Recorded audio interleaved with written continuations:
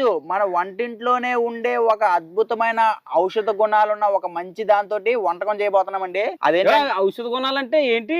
ఔషధ గుణాలు ఆయుర్వేదం ఏంటి? ఆయుర్వేదం ఆయుర్వేదం మాట్లాడుతున్నా. నేను చెప్పేది పూర్తిగా విను, లేకపోతే మనట్లో పచ్చిమిరకాయ వేస్తాను నీకు. మడిపోయిందా మన అది జల్లి పెడతాం మనం మర్చిపోయింది అంటే పెట్టేనాయండి. తర్వాత తినే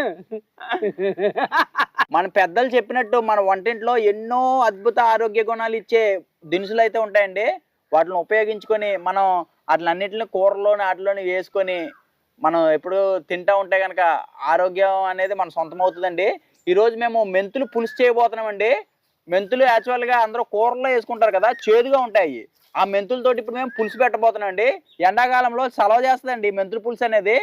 ఈ సలవ చేయడం ఒక్కటే కాకుండా మెంతులతోటి చాలా ఉపయోగాలు ఉన్నాయండి మనిషి బాడీకి. అసలు పూర్వం ఆ మెంతులకి మంచి ఆరోగ్య లక్షణాలు ఇచ్చే ఇవి ఉన్నాయి కాబట్టి పూర్వం మన ప్రతి కూరలోని కొన్ని